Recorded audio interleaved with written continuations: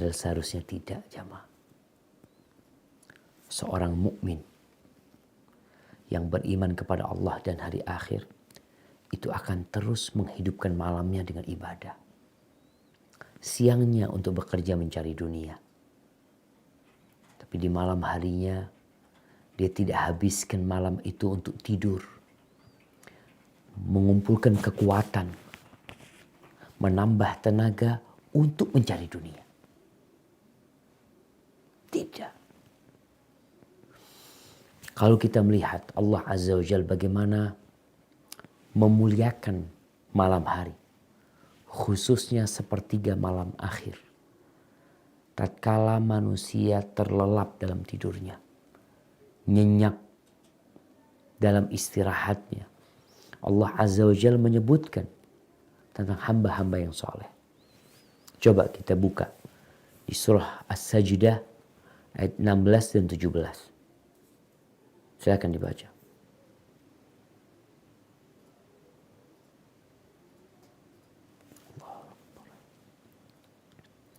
Surah As-Sajdah ayat 16 dan 17.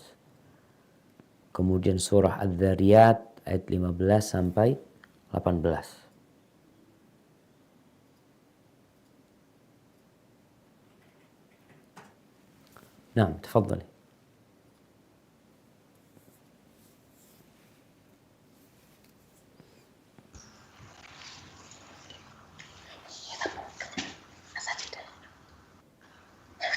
As-Sajdah ayat 16-17.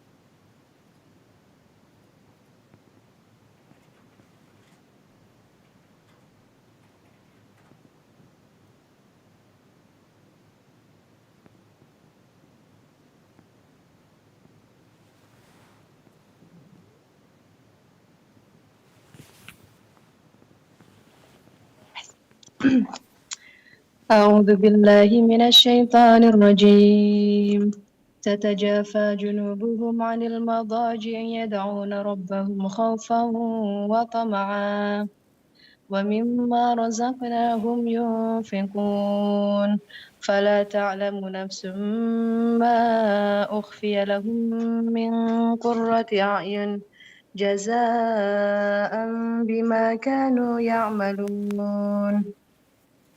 Lambung mereka jauh dari tempat tidurnya, mereka berdoa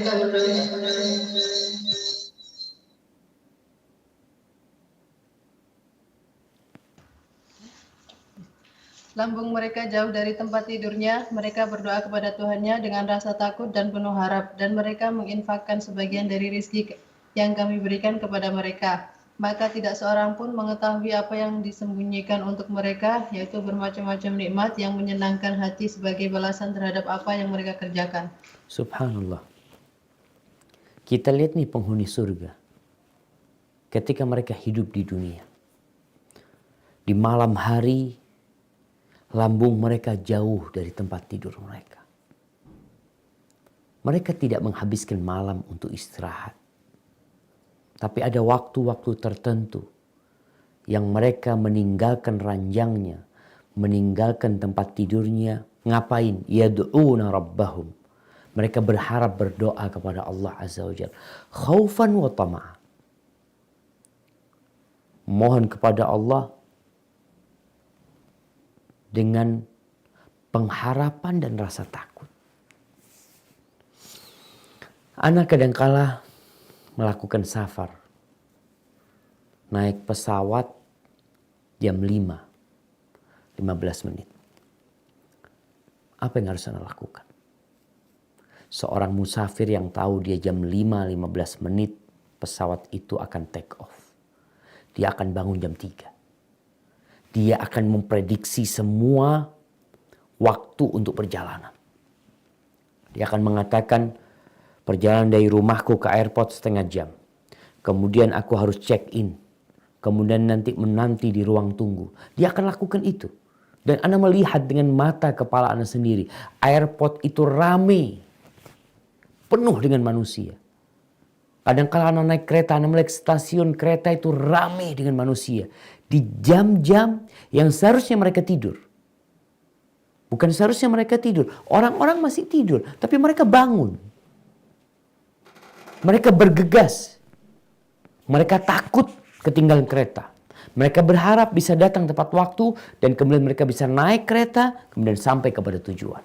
Kita pun seperti itu jamaah dalam kehidupan dunia. Kereta itu akan berjalan. Kita harus bangun di awal waktu. Kita harus mempersiapkan diri. Yang dilakukan oleh orang-orang soleh itu bangun di malam hari. Meninggalkan ranjangnya, meninggalkan keenakan mereka. Tidur bisa kapan saja kita tidur. Tapi untuk sholat malam, memang berat melakukan hal itu. Tapi Allah sebutkan pahala yang menanti. Kenapa kalau kita lihat orang dikasih tugas oleh perusahaannya, oleh tempat kerja dia, tugas perjalanan keluar kota, berangkat dia jam 3. Kenapa antum mau? Itu waktunya tidur. Kenapa antum tidak tolak? Ada rasa takut dan rasa harap. Itu yang harus selalu hadir pada diri kita. Apa sih yang kita harapkan dari kehidupan ini? Apa yang kita takutkan? Makanya kenapa Allah Azza wa Jalla dalam Al-Quran Karim senantiasa menggabungkan surga dan neraka dalam penjelasan dan pengarahan kepada umat. Agar mereka berharap surga dan takut dari api neraka. Kemudian Allah sebutkan sifat yang ketiga, yaitu wa mimma razaqnahum yunfiqun. Itu orang selain bangun di malam hari, kemudian beribadah, mereka itu peduli sama orang lain. Nggak pelit. Jadi kalau ada orang suka bangun malam kemudian pelit, kok bisa? Kok bisa engkau bakhil? Apa yang kau cari? Kalau cari surga, bukti orang mencari surga itu sedekah. Wa mimma razaqnahum yunfiqun. Baik. Sekarang dibaca. Surat Adz-Dzariyat ayat 15 sampai 19.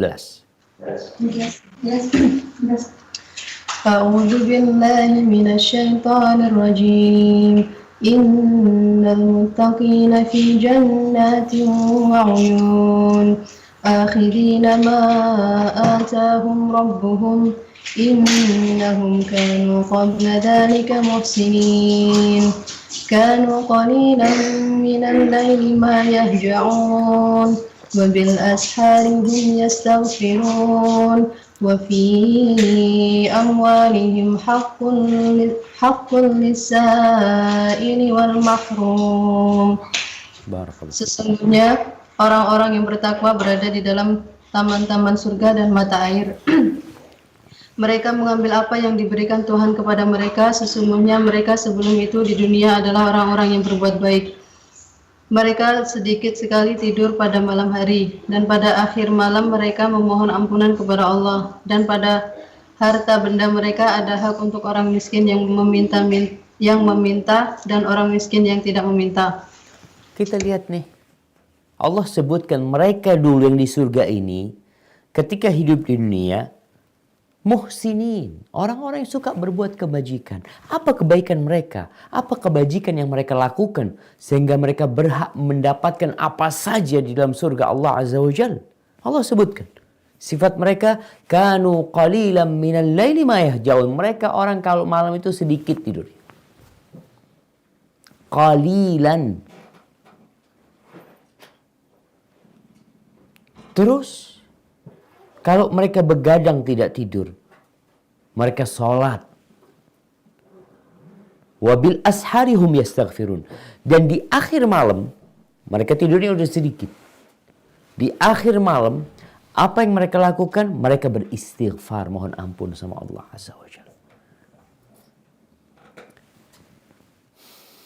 Sebanyak apapun amal ibadah kita, sebesar apapun sedekah kita, seulet apapun bacaan kita untuk Al-Quran Karim, tetap kita makhluk yang penuh dengan kekurangan.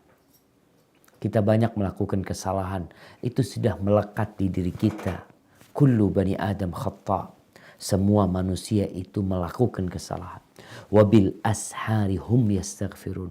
Maka di akhir malam, di waktu sahur, tatkala orang-orang tidur, di manusia, setelah dia sholat, setelah dia berdoa, dia minta ampun sama Allah Azza wa Jal. Karena dia tidak bisa beribadah dengan sempurna. Itu yang dilakukan penghuni surga, jemaah. Sudahkah kita melakukan itu? Sehingga paling tidak ada kriteria kita, ya calon penghuni surga. Orang kan udah kelihatan, oh insya Allah ya mudah-mudahan ya Allah, aku bisa masuk surga ya Allah. Aku sudah berusaha untuk tidurnya sedikit. Aku berusaha di waktu sahur untuk beristighfar. Mohon ampun sama Allah Azza wa Jalla. Wa fi amwalihim haqqul lis-sa'ili wal mahrum. Sama dengan ayat yang di As-Sajdah. Orang ini beribadah, berdoa di malam hari, tapi dia suka sodakoh juga. Itu sebagai bukti kalau dia memang bukan hambanya dunia. Dia bekerja cari dunia, tapi untuk mendapatkan akhirat.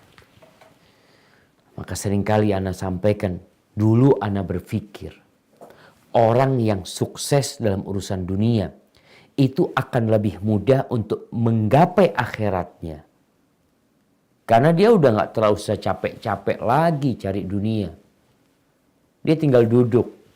Kalau bicara ngantor, itu karyawannya berangkat dari rumah mungkin jam 6 pagi sampai kantor jam 7. Pulang mungkin dia sampai jam 7 malam di rumahnya. Artinya dia lelah. Bos perusahaan, dia datang kapan dia mau.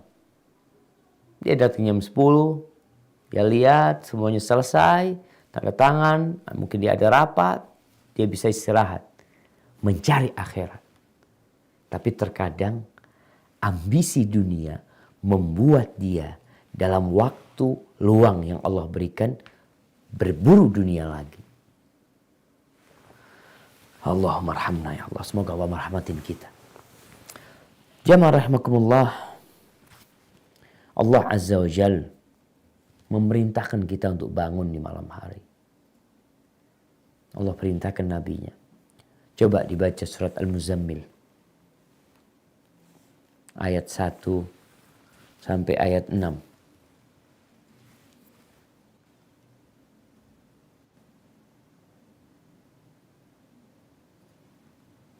Tafadhal. أعوذ بالله من الشيطان الرجيم بسم الله الرحمن الرحيم يا أيها المزمل قم الليل إلا قليلا نصفه أو انقص منه قليلا أو زد عليه ورتل القرآن ترتيلا إنا سنلقي عليك قولا ثقيلا إن ناشئة الليل هي أشد وقعا وأقوم قيلا.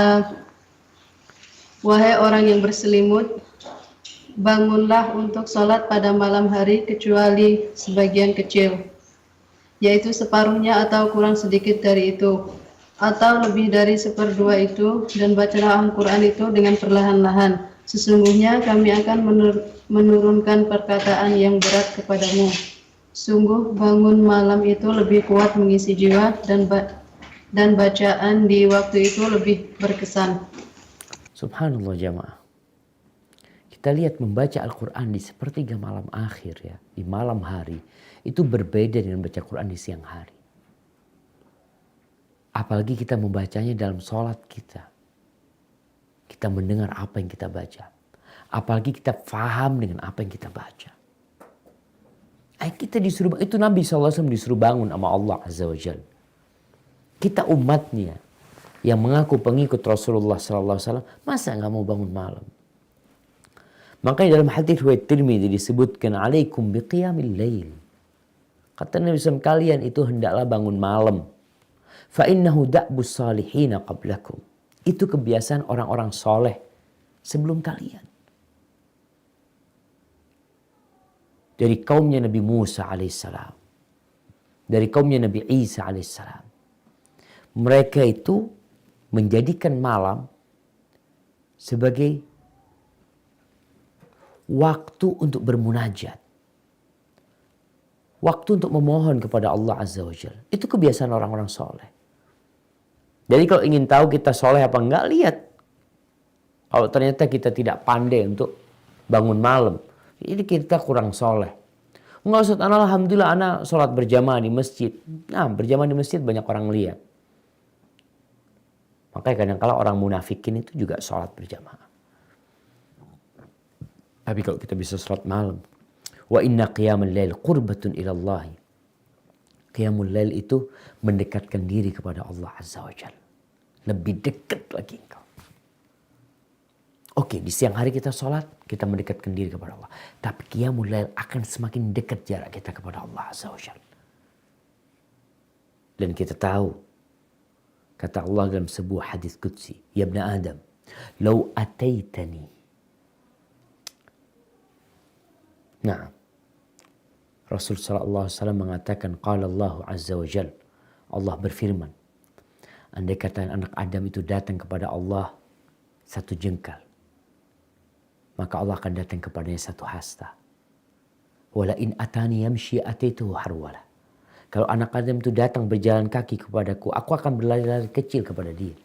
Jadi semakin hamba itu mendekatkan diri kepada Allah Azza wa Jalla sesuai dengan upaya manusia dan kesungguhan dia mendekatkan diri kepada Allah, Allah akan lebih dekat lagi sama dia. Maka disebutkan bahwasanya qiyamul lail ini subhanallah qurbatun ilallah wa manhatun 'alil itsm. Jadi kalau ada orang yang mengatakan Ustaz, kok susah ninggalkan kemaksiatan, qiyamul lail. Bangun di malam hari. Allah akan kasih kekuatan sehingga orang itu terhindar dari dosa. Wa takfirun lisayyi'at. Dan itu akan menghapuskan dosa-dosa. Wa matradatun lidda'i 'anil jasad. Dan akan membuat tubuh itu sehat insyaallah. Jauh dari penyakit. Beda dengan orang yang kerjanya tidur terus. Maka orang kalau tidur terus biasanya mudah terserang penyakit. Ahibati fillah, Aisyah radhiyallahu taala anha pernah ditanya tentang bagaimana bangunnya Rasul SAW di malam hari. Qal kana yanamu awwalahu wa yaqumu akhirahu. Nabi SAW awal malam tuh tidur. Jadi usahakan kita membiasakan diri di keluarga habis isya tidur. Dulu jamaah, sampai saat ini ya. Kadangkala kita bisa ngontrol diri kita dan ada yang tidak bisa ngontrol diri kita. Nafsu kita nggak terkontrol. Dulu ketika nggak ada listrik, nggak ada lampu, kecuali lampu minyak, tidak ada televisi, tidak ada handphone, tidak ada gadget yang lainnya. Subhanallah. Itu orang habis isya yang ada tidur. Bahkan di beberapa daerah habis maghrib itu sepi. Subhanallah. Kapan kita mulai mendengar keramaian itu? Sepertiga malam akhir. Mulai hidup lagi dunia ini.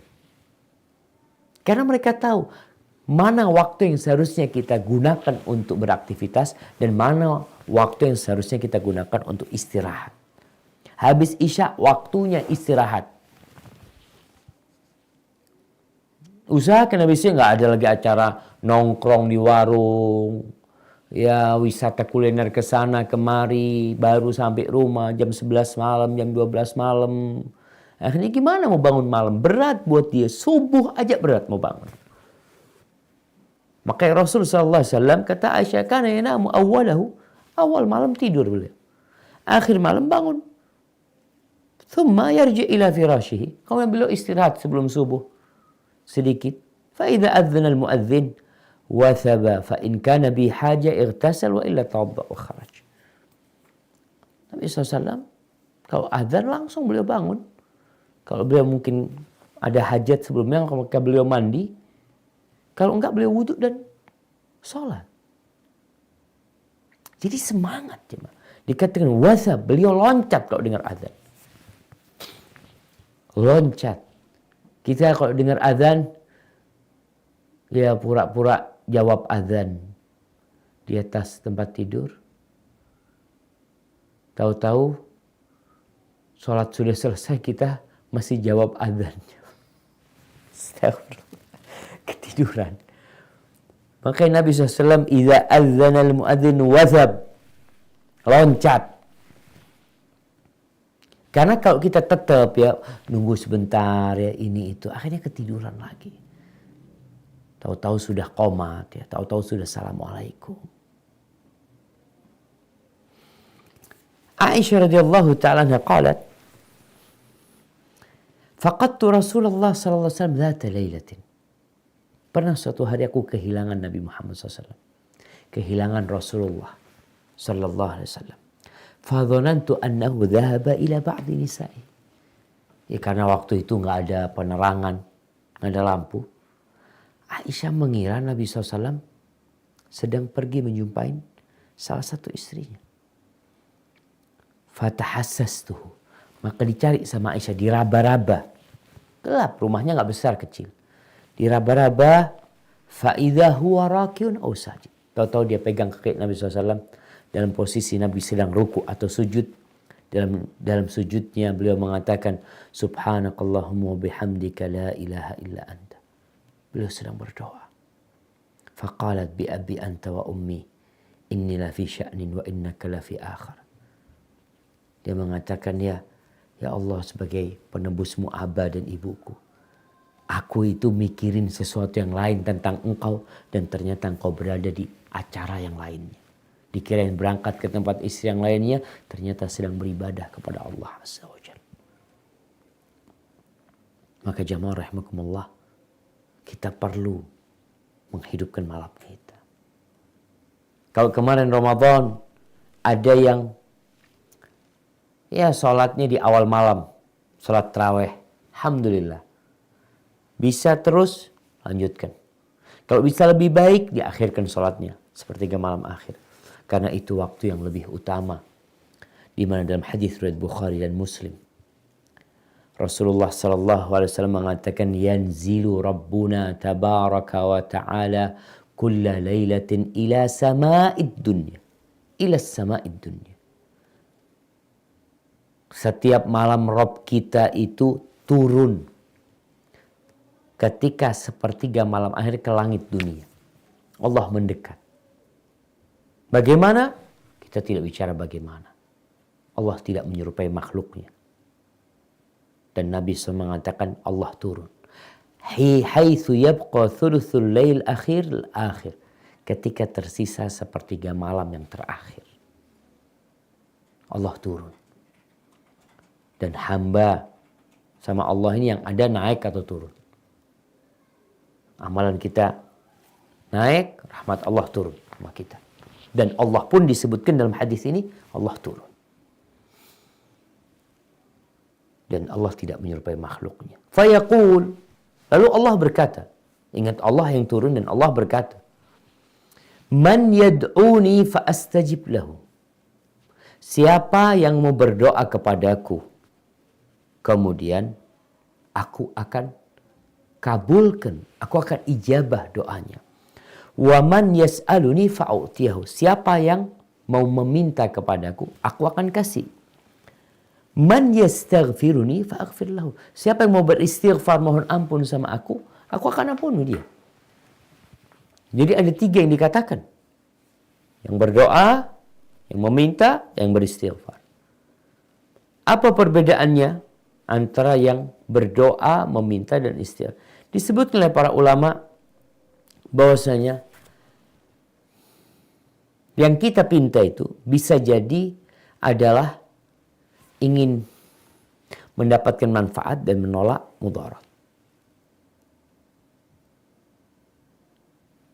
Kemudian yang kedua, permintaan itu bisa jadi urusan dunia atau urusan agama. Ketika kita mengatakan, ketika Rasul sallallahu alaihi wasallam mengatakan, Allah mengatakan siapa yang beristighfar, maka aku akan kasih. Orang beristighfar ini, dia berharap dosa-dosa dia dihapuskan. Ketika bicara minta, ya kalau minta ini bisa jadi urusan agama atau urusan dunia. Wa fid du'a, adapun ketika berdoa, biasanya orang minta urusan dunia. Tapi sejatinya orang mau minta apa saja minta sama Allah Azza wa Jalla. Artinya Allah menekankan apapun hajatmu, apapun keperluanmu, apapun masalahmu, Allah Azza wa Jalla akan mendengarkan doamu dan mengabulkanmu.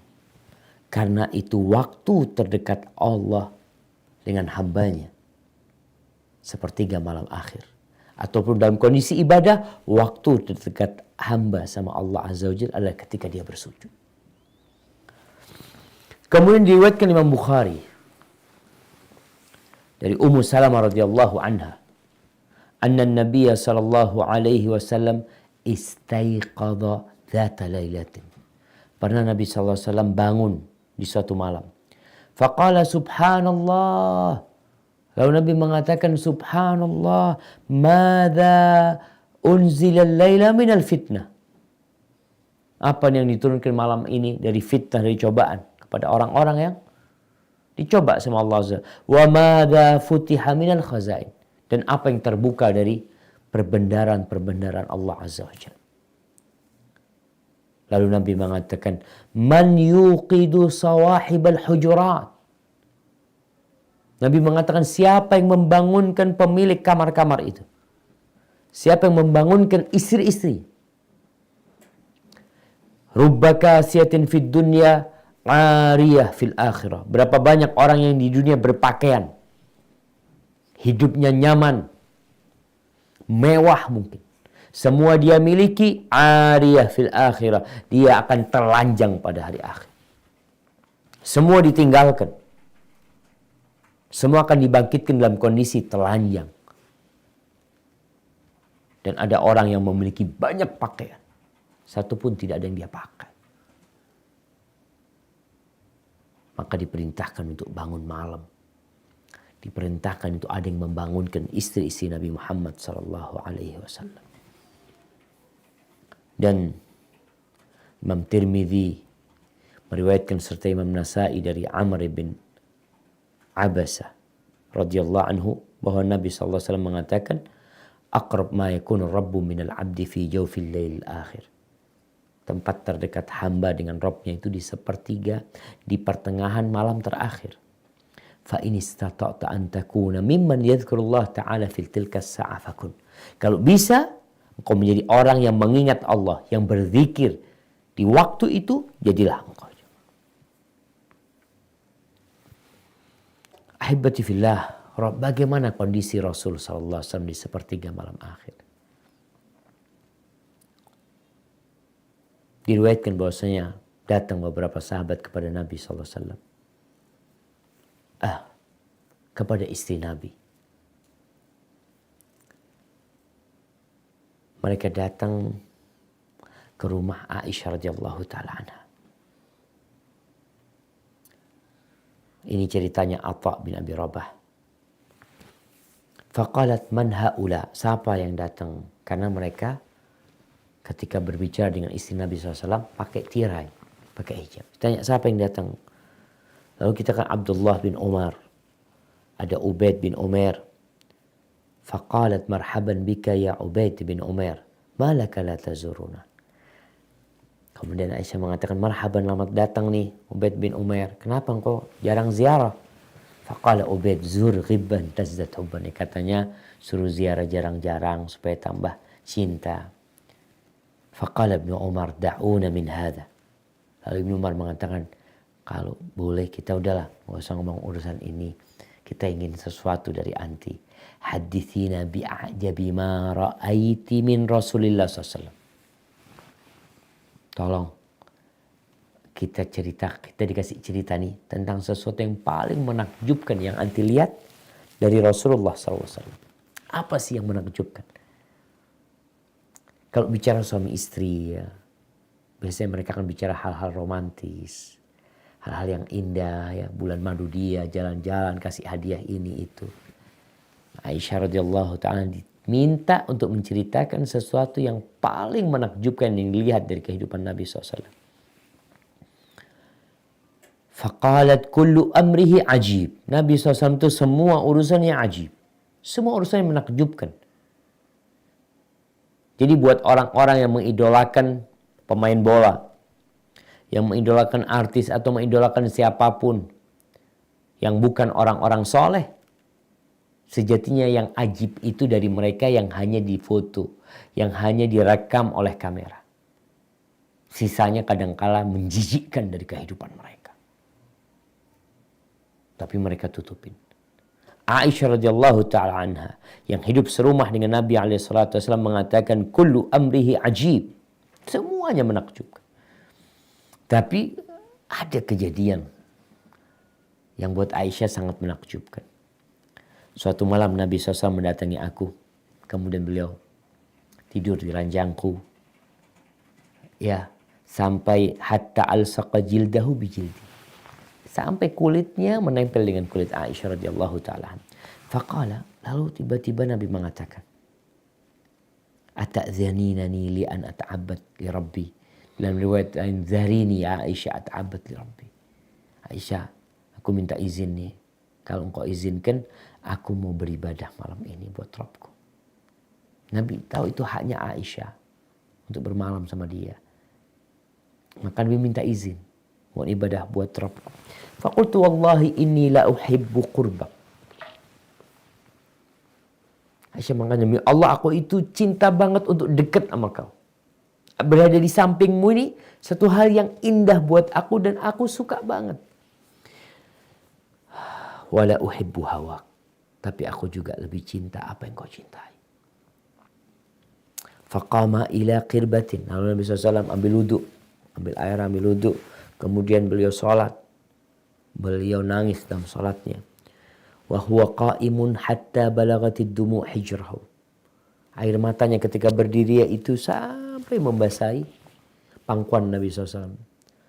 Kemudian ketika Nabi duduk ya, Nabi menangis sampai membasahi jenggotnya, sampai membasahi tanah yang di depannya.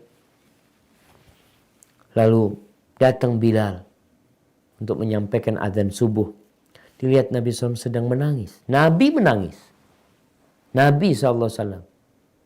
Antum kapan menangis? Sepertiga malam akhir. Kita hampir gak pernah menangis. Kecuali tangisan kesedihan atas kehilangan dunia. Tinggal mati anak. Tinggal mati orang tua. Tinggal mati orang-orang yang baik sama kita. Kena musibah. Mobilnya hilang. Motornya dicuri. Nangis. Tapi kapan kita menangis seperti nangisnya Rasul SAW? Thumma atahu Bilal. Bilal datang. Ketika melihat Nabi SAW menangis, qala lima tabki ya Rasulullah. Kenapa engkau menangis ya Rasulullah SAW? Wa qad ghufira laka ma taqaddama min dzambika wa ma ta'akhkhar. Selesai urusanmu. Dosamu yang masa lalu dan akan datang udah selesai. Terus kenapa menangis? Qala ya Bilal, afala akunu abdan syakura. Apa enggak pantas aku menjadi hamba yang bersyukur kepada Allah Azza wa Jalla? Wa malila abki. Gimana aku enggak nangis? Telah diturunkan kepadaku malam ini firman Allah, inna fi khalqis samawati wal ard la ayatin li ulil albab alladzina yadhkuruna Allah qiyaman wa qu'udan wa ala junubihim wa yatafakkaruna fi khalqis samawati wal ard rabbana ma khalaqta hadza batilan subhanaka faqina adzaban nar. Kemudian Nabi mengatakan wailun, nih surat Ali Imran ayat 190-191. Nabi mengatakan celaka buat orang yang membacanya, kemudian dia tidak bertafakur, tidak mentadabburinya. Celaka tuh orangnya. Maka kalau kita tidak mentadabburi ayat-ayat Allah, sulit bagi kita untuk merasakan lezatnya ibadah kepada Allah. untuk menghadirkan rasa takut atas dosa-dosa yang kita lakukan. Selesai Ramadan sampai hari ini, berapa banyak dosa yang kita kerjakan, berapa banyak ketaatan yang kita tinggalkan. Khairul amali adwamuhu wa in qalla. Sebaik-baiknya amal adalah yang berkesinambungan walaupun sedikit. Coba kita lihat bagaimana kondisi as-salafus saleh di malam hari mereka. Apa yang mereka kerjakan? Wallahi jemaah, benar-benar handphone ini menyita waktu kita. Imam Ahmad menceritakan tentang Umar bin Khattab radhiyallahu taala anhu. قال حدثنا موسى قال حدثنا حزم قال سمعت الحسن بن أبي الحسن يقول تزوج عثمان بن أبي العاص امرأة من نساء عمر بن الخطاب. Uthman bin Abil As menikahi salah satu istrinya Umar bin Khattab radhiyallahu ta'ala setelah meninggalnya Umar bin Khattab. Katanya Uthman, wallahi ma nakahtuha raghbatan fi malin wala waladin. Aku itu menikahin istrinya Umar ini bukan karena aku ingin anak atau aku ingin harta, enggak. Terus kenapa dia menikah? Kata dia, walakinni ahbabtu an tukhbirani an laili Umar. Aku cuma ingin tahu dari istrinya Umar itu gimana sih malam harinya Umar bin Khattab radhiyallahu anhu. Karena kita tahu orang yang paling kenal dengan lelaki itu adalah istrinya. Masyarakat Madinah, para sahabat Nabi, para tabi'in tahu bagaimana tegasnya Umar bin Khattab radhiyallahu taala anhu. Bagaimana dia menegakkan kebenaran di siang hari. Itu terlihat oleh mata para sahabat dan para tabi'in.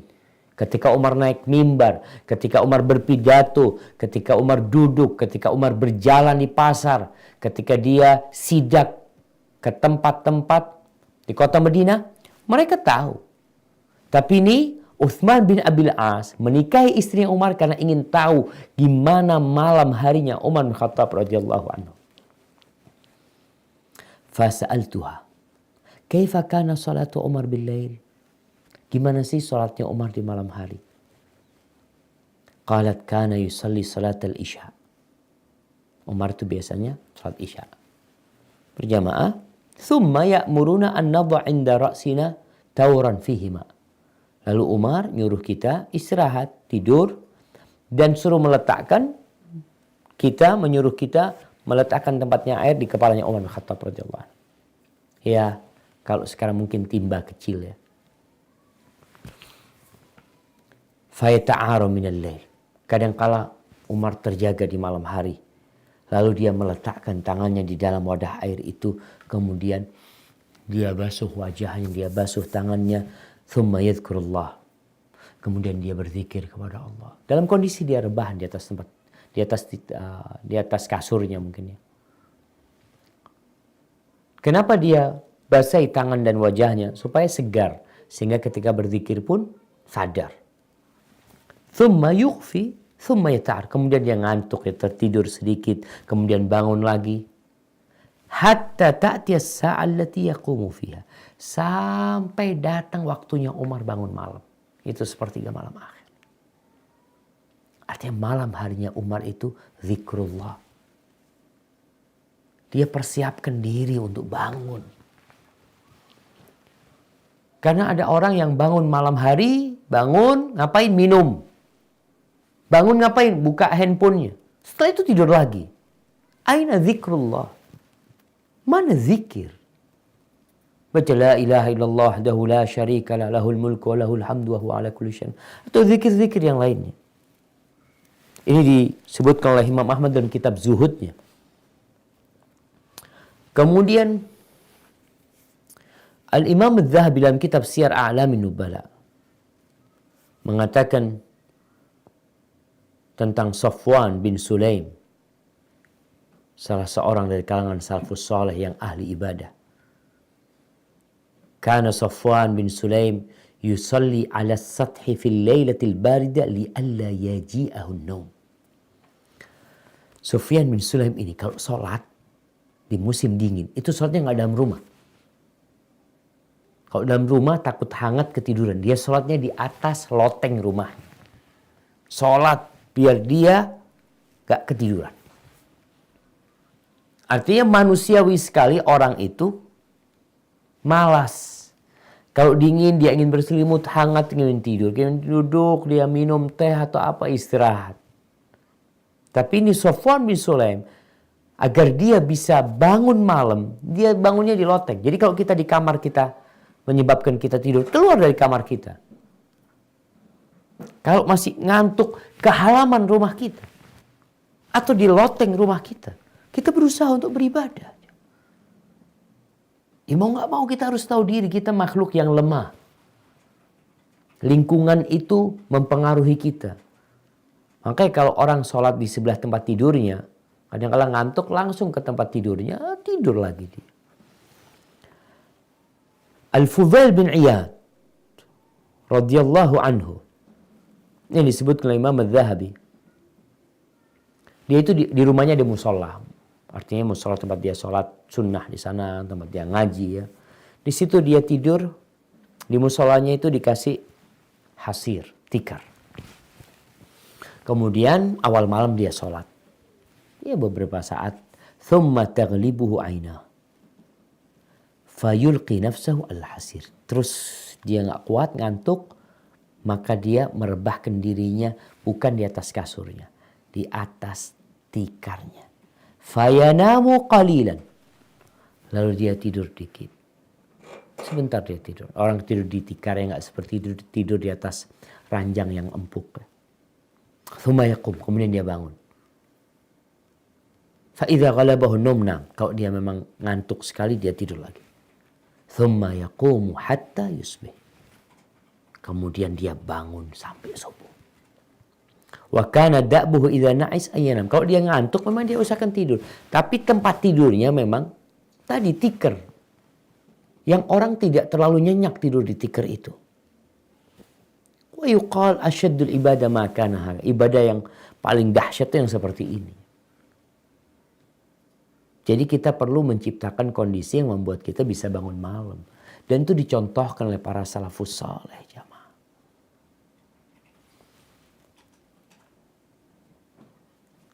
Kemudian kita lihat Hammam ibn al-Harith.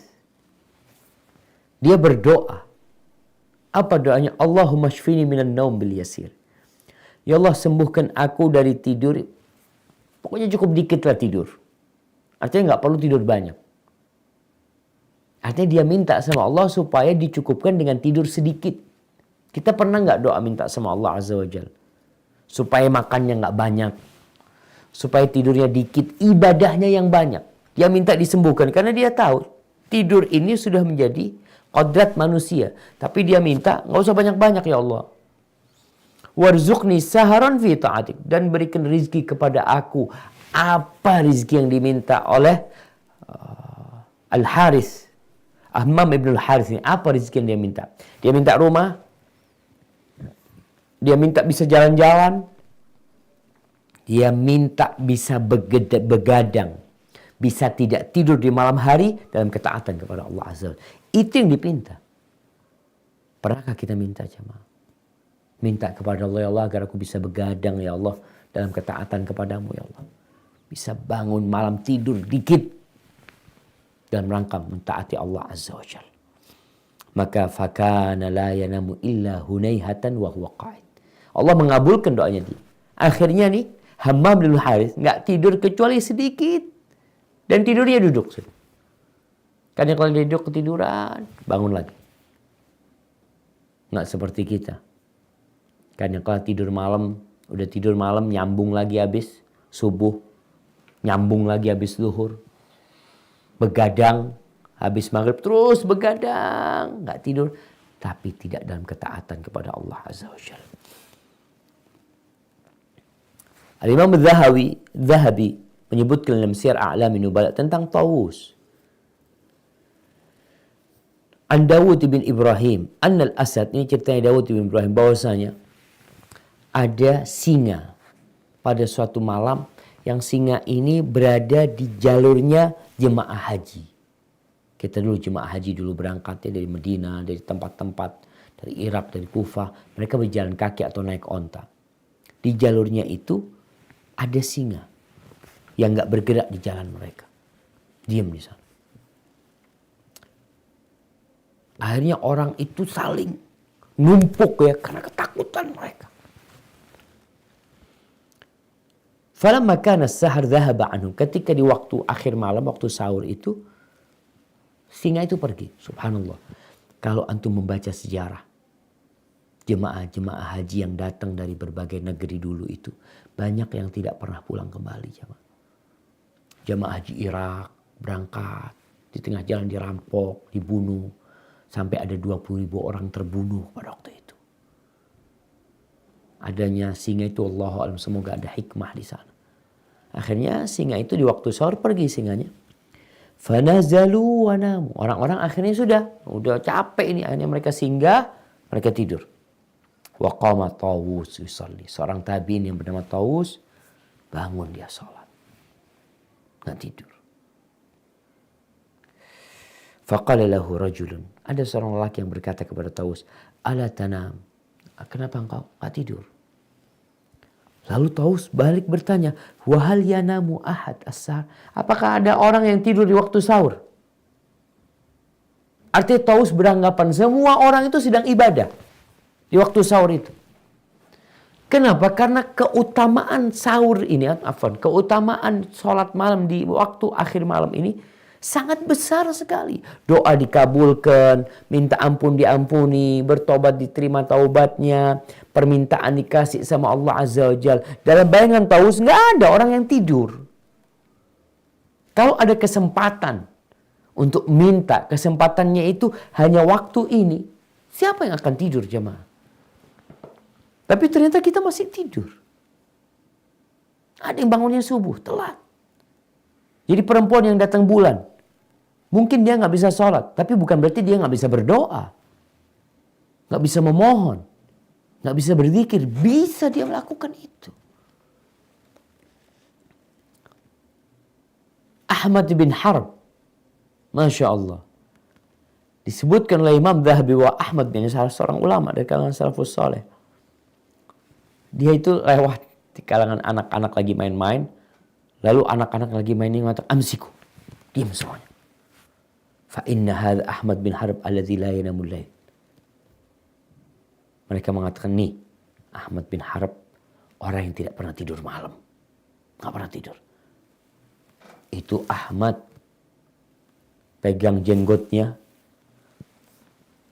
Lalu dia berkata kepada dirinya, "As-sibyanu yahabuna wa anta tanam." Itu anak-anak takut kepadamu padahal kau tidur. Kau tidur. Fa ahyal lail ba'dzalika hatta mat. Setelah dia dengar anak-anak katakan itu, akhirnya dia bangun malam dan enggak tidur lagi di malam hari. Kenapa? Karena dia tidak ingin dipuji oleh orang-orang dengan amalan yang tidak dia kerjakan. Anak-anak mengatakan yang bangun malam nih, nggak pernah tidur nih.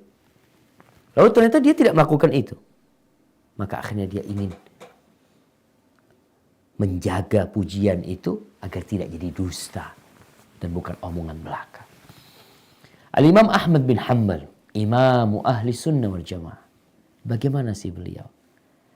Abdullah bin Ahmad, anaknya Imam Ahmad, menceritakan tentang ayahnya. Kana abi yakra'u kulla yaumin sab'an. Ayahku itu setiap hari baca 7, mungkin 7 juz ya, tiap hari.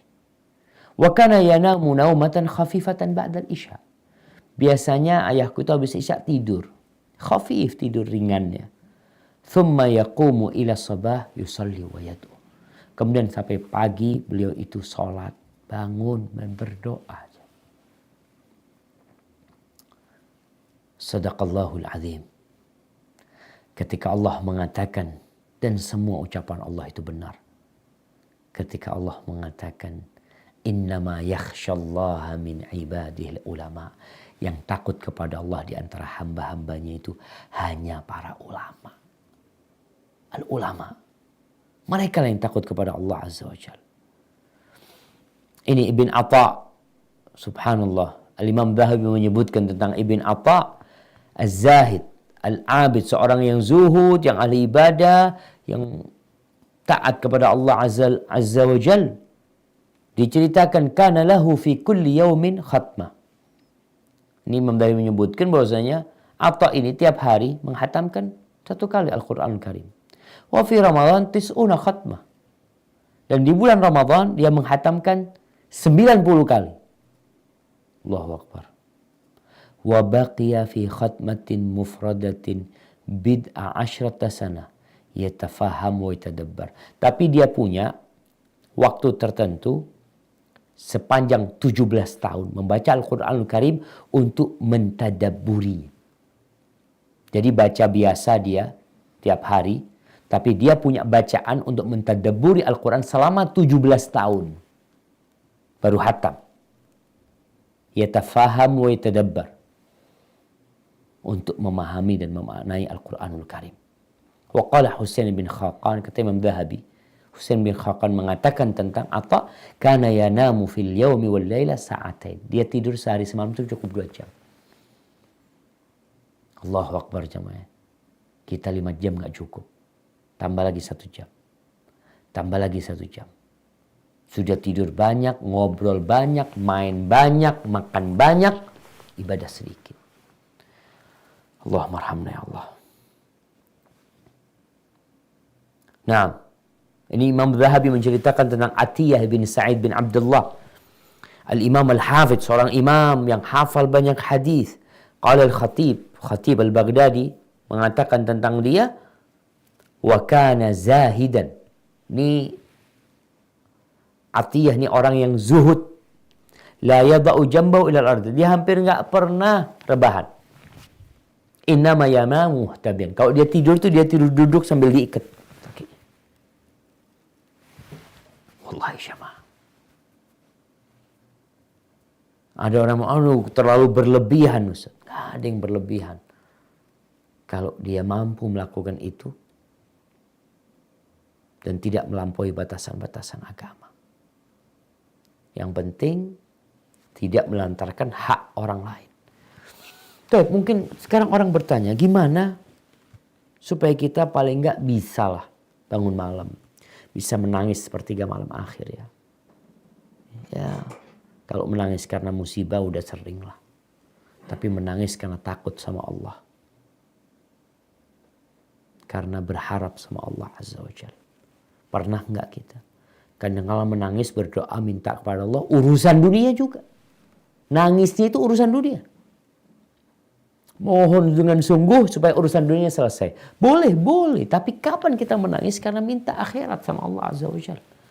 Minta diampuni dosanya sampai menangis. Para ulama memberikan arahan agar kita bisa bangun malam. Kalau engkau ngantuk, malas, jangan disambut itu kantuk dan malas, kemudian engkau tidur. Atau pokoknya sudah ngantuk, pokoknya tidur. Jangan. Terus apa yang harus kita lakukan? Kan ngantuk tidur. Nah, masih ada usaha lain untuk mengusir kantuk itu. Dengan cara pindah dari tempat itu. Merekondisi diri kita. Kerjakan amalan lain yang bukan berhubungan dengan amalan tadi yang bikin kita ngantuk. Kalau kita berdoa ngantuk, kalau kita baca Quran ngantuk, berarti kita kerjakan amalan lain lah. Apa berdiri, terus bersih-bersih. Kalau mungkin ada buku, kita buka buku. Mungkin tadi kita bisa keluar rumah. Dengan cara itu, ngantuk dan malas itu, ya kalau ibarat awan yang gelap gulita, tahu-tahu dia akan terburai. Jadi terang kembali. Insya Allah kita bisa untuk kembali beribadah kepada Allah Azza wa Jalla. Tapi kalau setiap ngantuk itu datang, kemudian kita menidurkan, akhirnya yang akan terjadi setiap ngantuk datang kita akan tidur. Dan tidur itu akan menjadi kebiasaan kita. Ya, kalau sudah jadi kebiasaan kita nggak akan bisa merubahnya. Tapi bagaimana sekarang kita rubah? Kita biasakan. Ngantuk berdiri. Jalan. Memang kita pokoknya anak tiap hari bangun jam 3. Jam 3 anak mau bangun tiap hari. Setengah 3 anak mau bangun. Sudah. Ngantuk nggak tahan. Mungkin kita nggak langsung sholat. Ambil wudhu atau apa. Apa yang bisa kita kerjakan? Ibu-ibu mungkin ke dapurnya. Masak sesuatu. Pokoknya ngantuknya hilang. Karena anak bisa lihat ya. Ketika Ramadan. Di waktu sahur tuh nggak ngantuk anak-anak kadang-kala. Bapak ibunya nggak ngantuk. Seger dia itu. Tapi untuk apa? Untuk makan. Untuk makan sahur. Maka sekarang kondisikan diri kita untuk mengusir ngantuk itu dengan kebiasaan. Hanya butuh pembiasaan. Mungkin 2 pekan, 3 bulan, 3 pekan, sebulan, 2 bulan selesai. Kita akan bangun dan kita tidak akan ngantuk lagi. Karena sudah terbiasa. Seperti kita lihat orang-orang yang bekerja di pasar ya. Yang nggak tahu lah di Australia atau di Malaysia, tapi di Indonesia kita lihat teman-teman yang buka pasar ya, buka toko di pasar jam 3 malam itu rame pasar ini. Seperti siang, habis subuh pasarnya sepi. Karena sudah selesai orang pada belanja. Maka kita sebagai seorang mukmin kalau ingin masuk surga, maka berusaha untuk qiyamul lail. Kalau ingin kehormatan, kalau ingin kemuliaan, kalau ingin kejayaan. Kata Jibril berpesan kepada Nabi SAW, wa'lam anna syarafal mu'min qiyamahu billail. Anna syarafal mu'min qiyamuhu billail. Ketahuilah bahwasanya kehormatan seorang mukmin itu adalah bangun malamnya dia. Hadza wallahu a'lam bissawab. Itu yang bisa kita kaji pada kesempatan kali ini. Mungkin kita masuk ke sesi tanya jawab. Nah, tafadhol.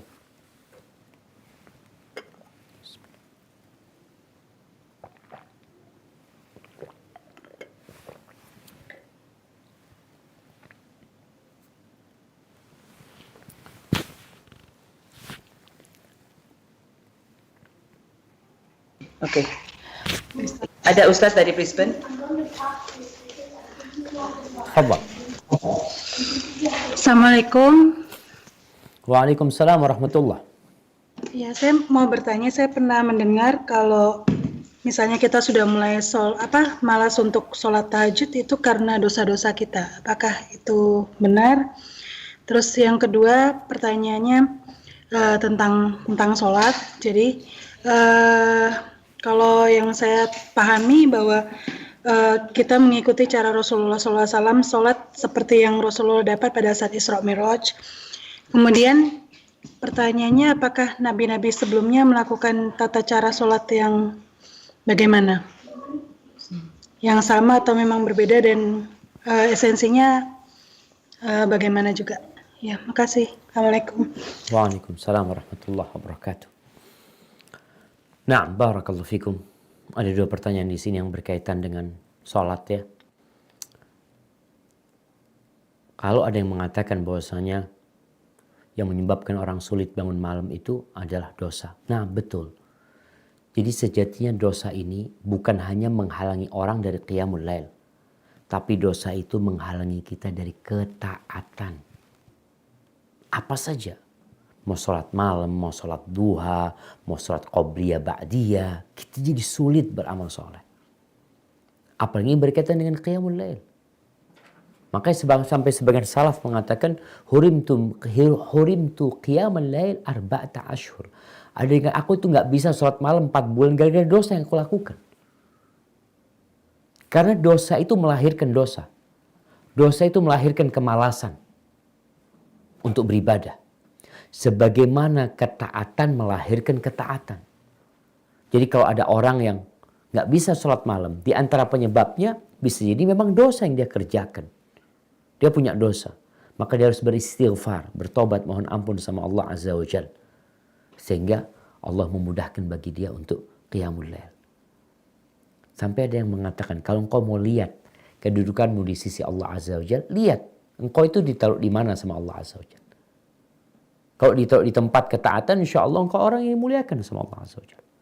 Tapi kalau susah berbuat ketaatan, seperti orang-orang munafikin, ada susah untuk sholat isya berjamaah di masjid, sholat isya, sholat subuh berjamaah di masjid berat buat dia. Kalaupun sholat malas-malasan mereka sholatnya. Maka apa yang dikatakan benar, bahwasanya dosa itu melahirkan dosa, sebagaimana ketaatan melahirkan ketaatan. Orang yang taat sholat, insya Allah akan terhindar dari kemaksiatan, dari perbuatan keji dan mungkar. Tapi orang yang meninggalkan sholat, maka dia akan dekat dengan perbuatan keji dan mungkar. Barakallahu fikum. Adapun berkaitan dengan bagaimana sholatnya para nabi sebelum Nabi Muhammad SAW. Wallahu a'lam bishawab. Yang jelas Allah menyebutkan secara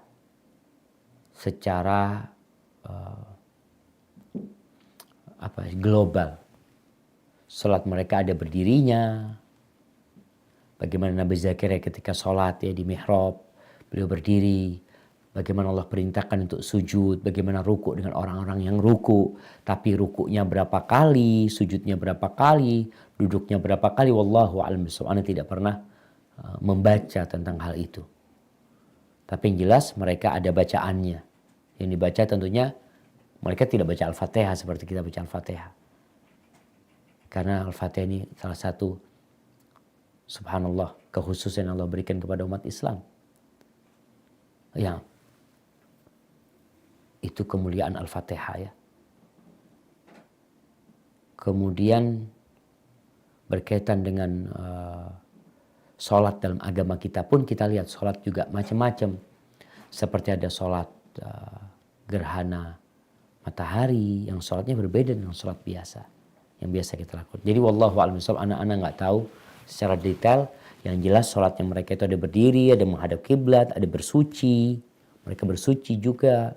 Kemudian mereka ada ruku, ada sujudnya. Itu yang dijelaskan secara global ya. Yang Allah sebutkan tentang ibadah nabi-nabi sebelumnya.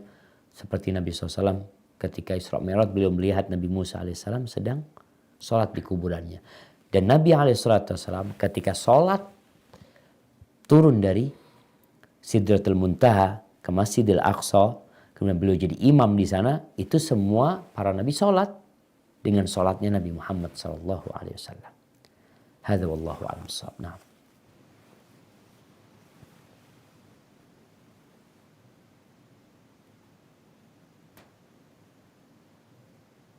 Tafadhal. Ada. Oke, sebentar. KL nggak ada ya? Yang dari Kuala Lumpur ada nggak? Kalau Suaranya ada, nggak ada masuk juga. juga. Assalamualaikum warahmatullahi wabarakatuh. Ada. Iya, silakan. Dari Kuala Lumpur ya? Tunggu sebentar. Assalamualaikum Ustaz. Sebentar ini nggak terdengar. Bentar, kayaknya baterainya habis nih. Lagi di. Assalamualaikum. Kedengeran ya? Ya, masuk udah. Ya, fadhal. Silakan. Ya, Assalamualaikum Ustaz. Waalaikumsalam warahmatullahi wabarakatuh. Maaf, ini mau bertanya tentang sholat tahajud. Ini seandainya ibu-ibu kan suka pas bangunnya mungkin mepet waktunya, jadi sedikit waktunya. Apakah boleh kita sholat tahajud 2 rakaat tahajud dengan 1 witir? Apakah boleh seperti itu, Ustaz? Nah, kenapa ibu-ibu kok mepet bangunnya? Mungkin ada urusan ke dapur dulu, Ustaz. Masya Allah, Masya Allah. Anunya. Jadi ya mas, sebenarnya mepet itu karena kita bangunnya memang telat. Seharusnya kita ada waktu yang lebih panjang lah. Gak ada masalah ketika dia tahajudnya itu adalah witir. Memilih 2 plus 1. Atau dia sholatnya langsung 3 rakaat. Atau dia sholatnya 5 rakaat. Atau sholatnya 7 rakaat ya. Gak ada masalah dia sholat seperti itu. Artinya memang tahajud lebih identik untuk sholat malam yang dikerjakan setelah tidur. Modelnya bagaimana? Bisa jadi witir. 1 rakaat pun jadi. Atau dia 2 plus 1. Atau 3 langsung. Atau 5 langsung. Dan itu akan jadi sholat malam dia sebenarnya. Seperti itu. Dan Rasul SAW mengatakan, ij'alu akhir sholatikum al-witir. Jadi kan sholat akhir kalian adalah sholat witir gitu. Kalau dia 2 plus 1 atau 3 langsung pun itu diperbolehkan. Dan itu menjadi sholat malam dia atau sholat tahajud dia. Namun memang usahakan. Ada waktu, ada space waktu untuk istighfar. ada space waktu untuk berdoa sama Allah Azza wa Jal. Ketika bangunnya memang terlalu mepet, akhirnya kita hanya bisa sholat, mungkin sholatnya pun bacaannya cepat, dan kita juga mau berdoa pun waktunya sudah tahu-tahu adzan subuh. Maka nasihat ana agar mengkhususkan waktu lah. Kalau memang kita tahu kita masih ada kerjaan di dapur, ini itu, maka berusahalah untuk lebih awal bangunnya. Dan kita ini bisa ngatur diri kita sendiri. Tapi kadangkala kita diatur oleh nafsu kita. Barakallahu fikum. Ya, silakan. Assalamualaikum Waalaikumsalam warahmatullahi wabarakatuh. pertanyaan jedah waktu untuk sholat Isra ya. Suruk Ustaz. Itu dari yang tepat itu berapa menit setelah subuh sampai kapan? Jazakallah. Satu lagi Ustaz soalannya. Iya. Kalau setelah maghrib kita berasa ngantuk, lalu kita tidur, kemudian tidurnya sehingga setelah 2/3 malam, dalam waktu 1/3 malam itu yang akhir mendirikan sholat isya dan kita terus melakukan tahajud. Apakah sholat isya itu diterima dan dibolehkan untuk tahajud seterusnya? Nah, Masya Allah, anaknya siapa pada nangis itu? Barakallahu fiik. Nah, berkaitan dengan dua pertanyaan. Yang pertama tentang sholat waktu isyraq ya. Berkaitan dengan waktu isyraq. Pertama ada yang namanya terbitnya matahari, syuruk. Waktu terbit matahari itu kita nggak boleh sholat. Kalau dikatakan waktunya berapa menit setelah subuh. Ini sekarang alhamdulillah ada orang-orang yang sudah menghisap atau menghitung hal itu. Kadang-kala waktunya 1,5 jam, 1 jam 20 menit. Jadi nggak bisa disamakan dari satu negeri ke negeri lainnya. Jaraknya itu nggak bisa disamakan. Antara waktu subuh dengan waktu syuruk sama. Tapi dengan kalender waktu sholat itu mungkin sudah bisa dilihat di sana. Namun yang jelas kita bisa melihat dengan lihatnya matahari terbit. Matahari terbit sudah selesai. Tapi nggak boleh sholat. Karena waktu matahari terbit itu waktu larangan sholat. Kapan diperbolehkan sholat? Ketika matahari sudah naik setinggi tombak. Atau setinggi tombak itu baru kita boleh sholat. Artinya sudah lepas dari, kalau kita lihat seakan-akan kan dia nempel sama bumi ini. Ketika dia lepas di ufuk timur situ, setinggi tombak itu atau tombak tadi, kita boleh sholat. Maka para ulama mengatakan berapa menit dari waktu terbit matahari diperbolehkan sholat. Mereka mengatakan 10-15 menit. 10-15 menit. 15 menit akan lebih aman. Karena proses matahari terbit itu awalnya kan, kalau kita katakan ini umpamanya, awalnya yang keluar mentari itu kan ujungnya dikit ya. Ini matahari terbit, nggak boleh kita sholat. Kemudian ketika dia lewat, nah ketika itu boleh sholat. Itu awal waktu sholat duha yang sering dikenal dengan sholat syuruk buat orang yang duduk di masjid berzikir sampai matahari terbit. Yang kedua berkaitan dengan, kalau itu tadi sholat syuruk, berkaitan dengan orang yang tidur habis maghrib.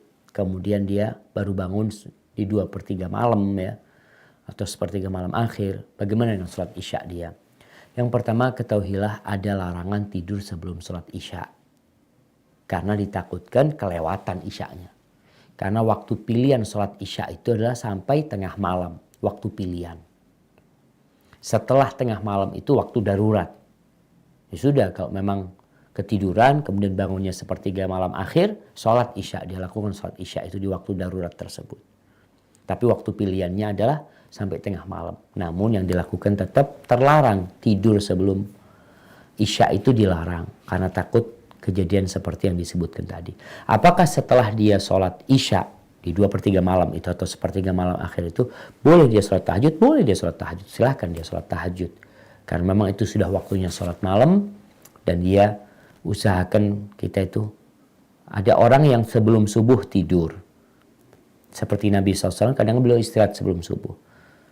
Tapi beliau bisa bangun. Ada orang yang kalau tidur sebelum subuh, akhirnya bangunnya telat subuhnya. Kita melihat ada orang-orang yang Masya Allah sholat malam, tapi sholat subuhnya di luar waktu. Maka itu tidak baik. Maka nasihat ana, jangan tidur sebelum isya. Kalaupun akhirnya tertidur ya. Dulu ana waktu masih kecil ya dikasih nasihat sama orang tua. Sudah tidur dulu habis maghrib. Nanti sholat isyaknya tengah malam atau 1/3 malam akhir. Akhirnya bangunnya subuh, kita nggak sholat isya di waktunya. Hadza wallahu a'lam bishawab.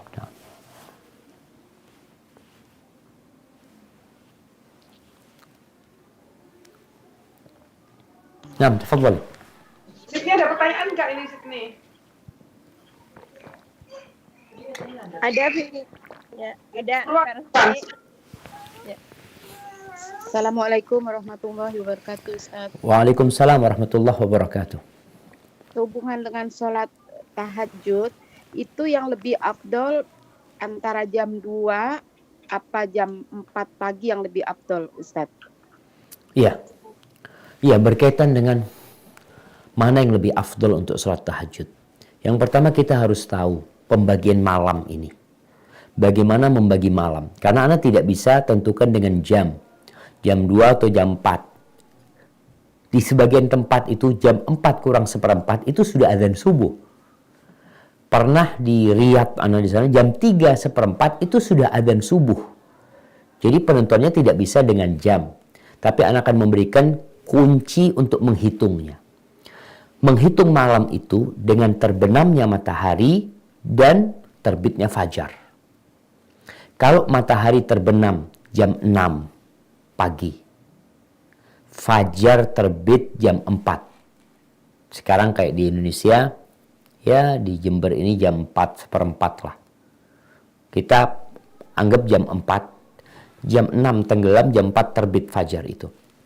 Dihitung, jam 6 ke 12, 6 jam. Jam 12 ke 4, 4 jam. Berarti 10 jam. Malamnya 10 jam. Tinggal malamnya dibagi 3. 1/3 malam pertama, ya anggaplah 3 jam setengah. Berarti 1/3 malam pertama itu jam 6 tambah 3 jam setengah. Atau ya tambah 3 jam 20 menit. Tambah 3 jam 20 menit berarti jam 9 20 menit. Tapi 2/3-nya jam 9 20 menit tambah 3 jam 20 menit lagi. Berarti jam berapa? Jam 12 40 menit. Setelah jam 4, ya betul. Jam 12 40 menit. Dari jam 12 40 menit ini ke waktu subuh itu 1/3 malam akhir. Jadi hitungannya jam 1 kurang 20 menit sampai jam 4 itu 1/3 malam akhir. Jadi penghitungannya seperti itu. Tinggal dilihat kapan matahari tenggelam, kapan fajar terbit, sehingga kita bisa menghitung 1/3 malam akhir. Jadi kalau dikatakan mana yang lebih mulia sekarang, kalau tadi jam 1 kurang 20 atau jam 2-nya atau jam 3-nya sama. Hitungannya itu 1/3 malam akhir. Hanya saja di waktu sahur itu yang dianjurkan untuk istighfar. Jadi kita sholat jam 1 ya, atau jam 2 kita sholat. Nanti 3:30 ya sudah. Ini waktunya orang sahur biasanya kan lebih dekat ke waktu subuh. Gunakan waktu itu untuk beristighfar. Karena Allah Azza wa Jalla menyebutkan tentang penghuni surga itu. Wabil ashari hum yastaghfirun. Dan di waktu sahur yang mereka lakukan adalah mohon ampun kepada Allah Azza wa Jalla. Barakallahu fikum. Nah.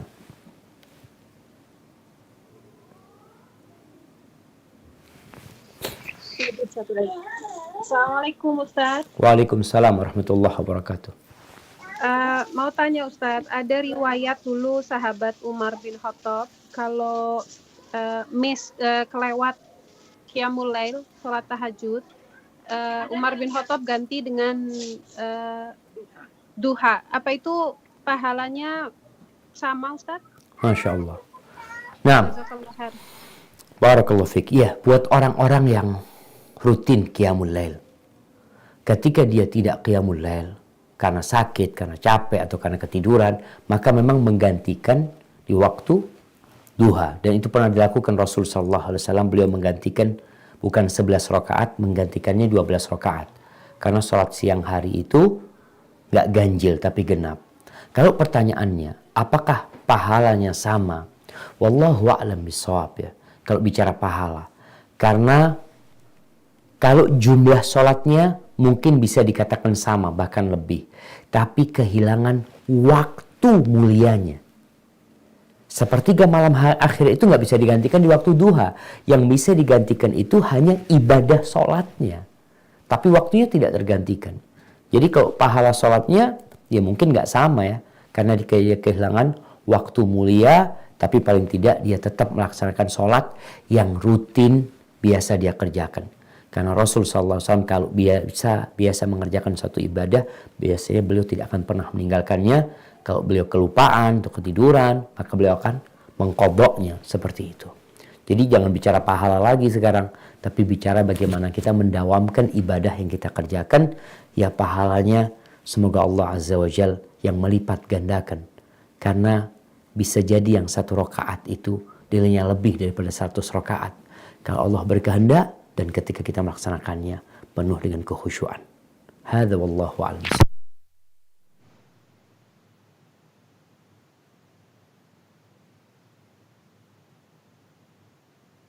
Adilet, katanya mau bertanya ini Adilet mana? Kalau enggak langsung ke Brisbane ini. Nah, tafadhal. Assalamualaikum Ustaz. Waalaikumsalam warahmatullahi wabarakatuh. Ya, sehubungan di waktu salat tahajud itu atau di salat kita yang lain atau di salat fardu, boleh nggak kita baca doa yang kita baca setiap waktu malam Lailatul Qadar itu Ustaz? Allahumma inni afuwun tuhibbul Innaka afwa afuun. Innaka afuun. Allahumma innaka afuwun tuhibbul afwa fa'fu anni ya. Nah. Itu bisa dibaca setiap saat apa khusus untuk malam Lailatul Qadar saja Ustaz? Barakallahu fiik. Ya, yang kedua pertanyaannya itu karena di sini kebetulan lagi musim dingin ya Ustaz. Terus kalau kita niatkan memakai kauf di waktu berwudu boleh nggak Ustaz? Iya. Jazakallah khair. Assalamualaikum warahmatullahi wabarakatuh. Waalaikumsalam warahmatullahi wabarakatuh. Masya Allah, pertanyaan yang menarik. Jemaah berkaitan dengan doa ya. Apakah doa yang biasa kita baca pada malam Lailatul Qadar ya? Allahumma innaka afuwun tuhibbul afwa fa'fu anni. Bisa kita baca di selain itu. Nah, artinya kita baca setiap saat doa itu nggak apa-apa. Karena itu permohonan kepada Allah Azza wa Jal. Hanya saja Aisyah radhiyallahu ta'ala anha dikasih tahu kalau engkau tahu Lailatul Qadar ini yang malam yang mulia, maka minta ampun sama Allah Azza wa Jal. Jadi di antara doa untuk minta ampun sama Allah, ya kita baca Allahumma gfirli, Allahumma afu anni. Kita mengatakan Allahumma innaka afuun tuhibbul afwa fa'fu anni. Kita baca di waktu duha, kita baca di waktu-waktu mustajab, nggak apa-apa. Sebagai sebuah doa dan permohonan kepada Allah Azza wa Jalla. Bebas jadi. Kita mau baca doa Allahumma afini fi badani, Allahumma afini fi sam'i. Yang sejatinya doa ini dibaca zikir pagi dan petang. Tapi kita sepertiga malam akhir mau minta, mau berdoa dengan doa itu, silahkan. Sebagai sebuah doa dan permohonan, bukan sebagai sebuah zikir rutin tapi itu sebagai doa dan permohonan.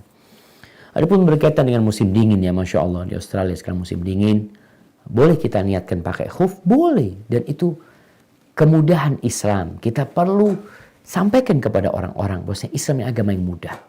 Tapi sesuai dengan aturannya. Yang pertama, kita memakainya dalam kondisi berwudu. Kemudian kalau kita sedang mukim, kita boleh pakai itu sehari semalam. Artinya kalau kita waktu zuhur kita berwudu, kemudian kita pakai khuf. Lalu kita pakai khuf, kemudian di asar kita wudhu, udah batal wudhu kita. Kita baru mengusap di waktu asar. Pertanyaannya, kapan harus dibuka khufnya?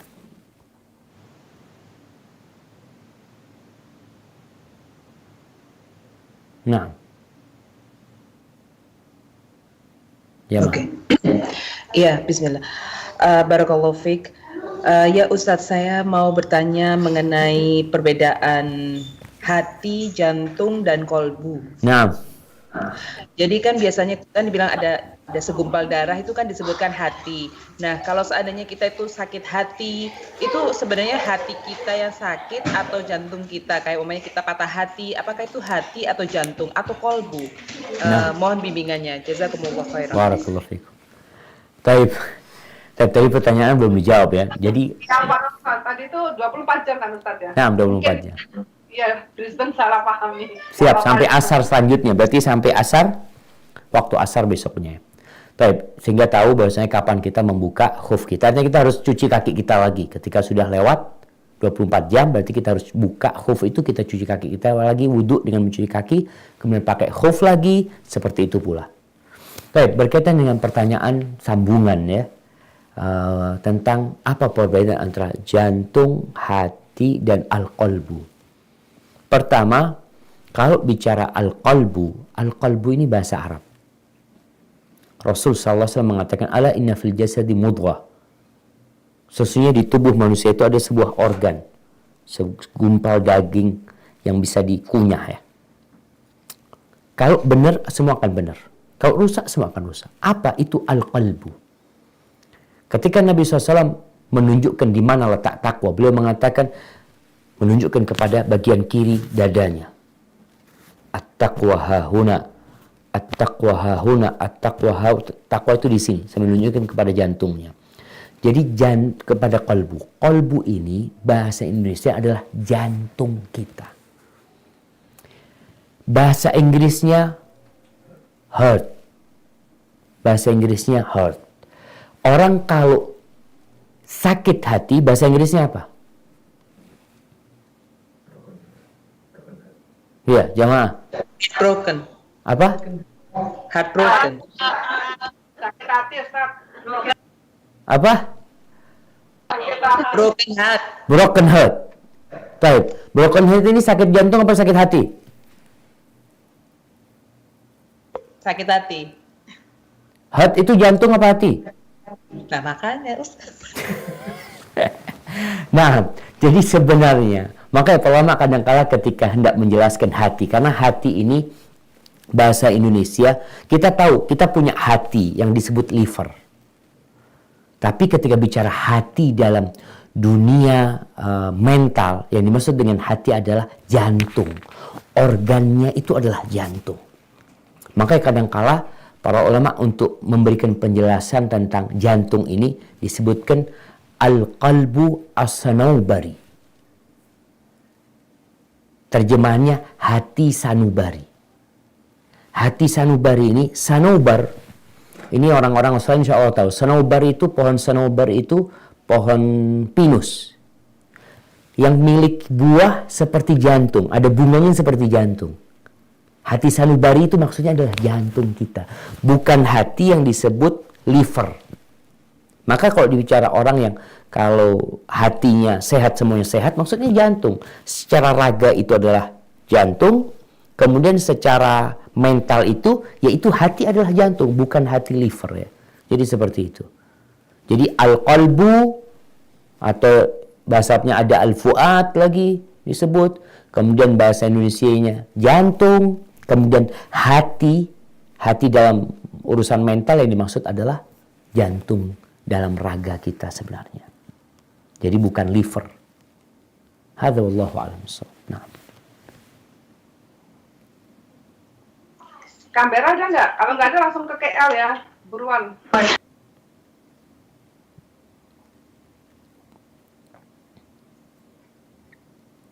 Oke, KL nggak ada. Oke, sekarang tepat aja. Siapa yang dulu patahnya? Ayo, monggo. Ayo, saya kenal. Assalamualaikum warahmatullahi wabarakatuh. Waalaikumsalam warahmatullahi wabarakatuh.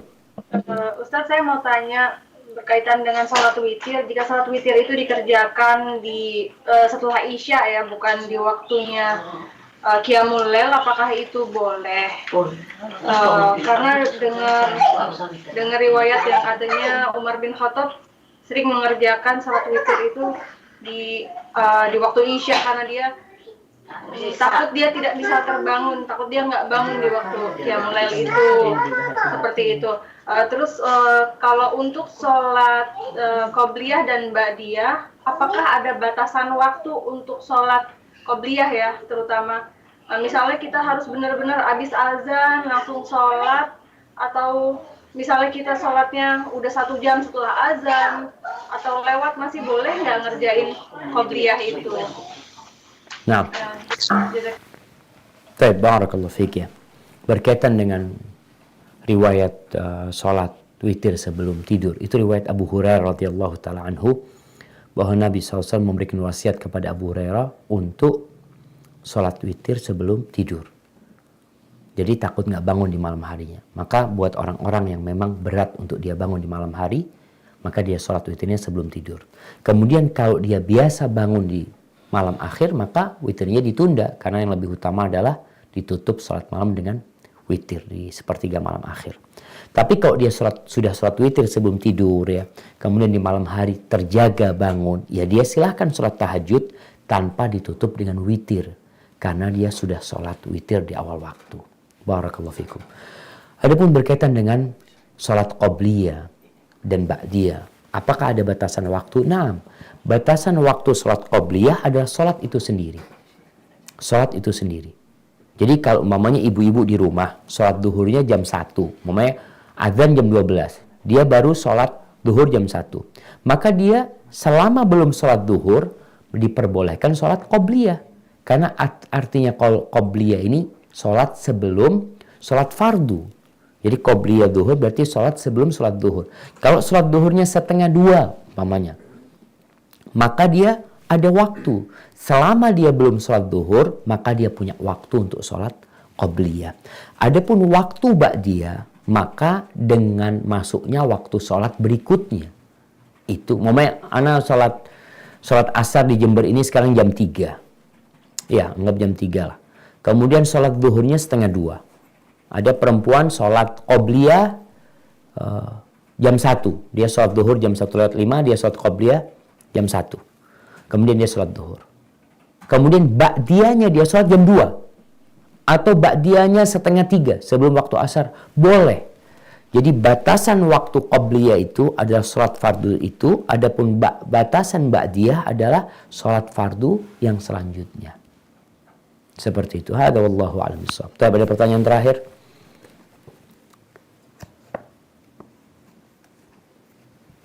Setmi, ada pertanyaan nggak? Satu lagi. Ini ada Yuli.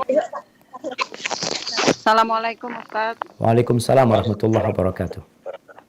Ini di luar tema Ustaz, mau tanya, kalau kita mau puasa sunnah atau membayar hutang, seumpama kita pas ini setelah kita dapat menstruasi ya Ustaz, kebetulan pas harinya hari Jumat, kita puasanya tinggal 1 hari, itu kita bayarnya Jumat aja atau harus digabung ke Sabtu atau emang harus Kamis sama Jumat? Dan itu apakah ada dalilnya Ustaz?